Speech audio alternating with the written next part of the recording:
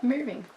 Hey guys, it's Esther and Lily as usual, and you're watching Naturally Beautiful. And it's absolutely freezing outside today, so I better get this video done before I die. Today I'm going to be showing you a really great, simple and easy recipe for something that we use every day, but is definitely not what you would call natural in its modern day form. What is it?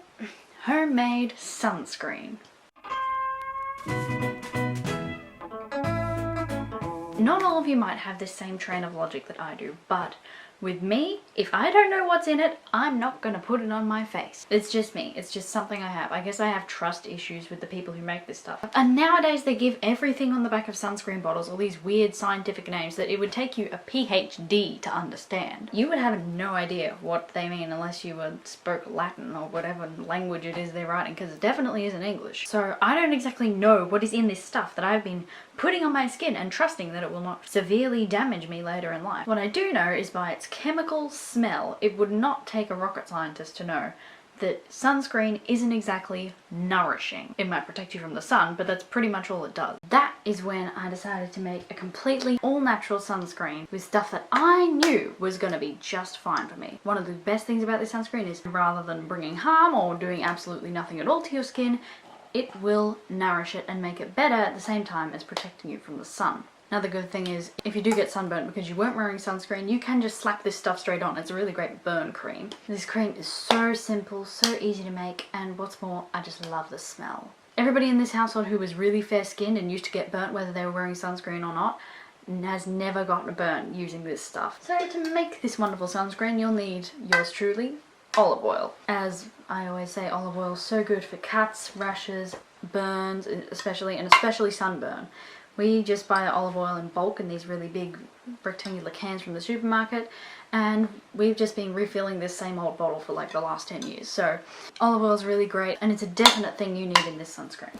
Next you're going to need coconut oil, which since it's winter over here and it's absolutely freezing today, has turned rock hard. Not only does this add a little bit of solidity to the sunscreen, but I've heard that over in some tropical places people will lather themselves with this stuff and it'll stop them from getting sunburnt. So once I read that in a book, I was like, definitely using this. So another great ingredient.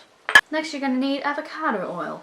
Now you can use grapeseed or sweet almond oil, but I use avocado cooking oil that I just get from the supermarket because not only is it cheaper, but it has a really nice creaminess to it. It just makes the sunscreen slide a bit easier. It's great, and also it smells hardly at all, which is a great asset in something you're going to lather all over your skin. Next, of course, yours truly, my favourite St. John's wort oil, which you can't really see because it's inside a Maver's peanut butter jar. I think the thing I love the most about this stuff is that it's just so good all round, so of course I had to put it in this. Take the label off.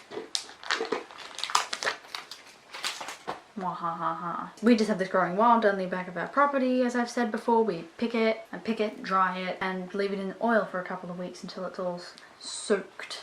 But you can buy seeds online, grow it yourself, do what you like. However, if you don't have it and you don't particularly want to make the sunscreen right now, I would advise putting in aloe vera gel, which you can just buy from your local chemist, really cheap in nice pump bottles, which are also great for putting sunscreen in. And it is really, really, really, really good. And I love how it adds an extra glide to the sunscreen. And what's more, it helps it soak in and makes your skin feel nice and moist. Not slimy, just nice and moist. So that's definitely another thing. And if you do have St. John's wort oil, I'd still advise you to put aloe vera gel in. It's just right now I haven't gone to the supermarket lately, so I don't have any on hand.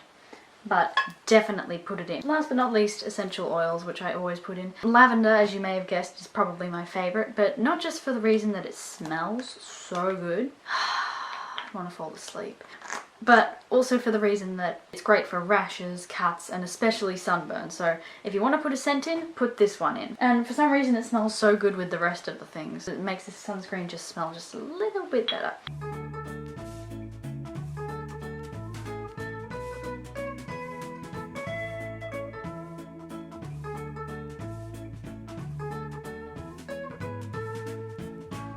So that's all you're going to be needing. Let's get cracking with making it.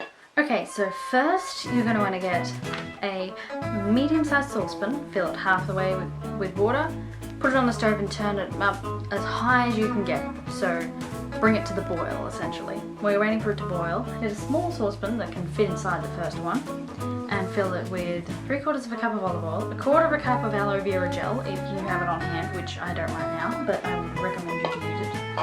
Half a cup of coconut oil, 2 tablespoons of avocado oil, 2 tablespoons of St. John's wort infused oil. If you're not using St. John's wort oil, just add an extra 2 tablespoons of aloe vera gel. Put it inside the other saucepan until the coconut oil has melted and all the oils are mixed together.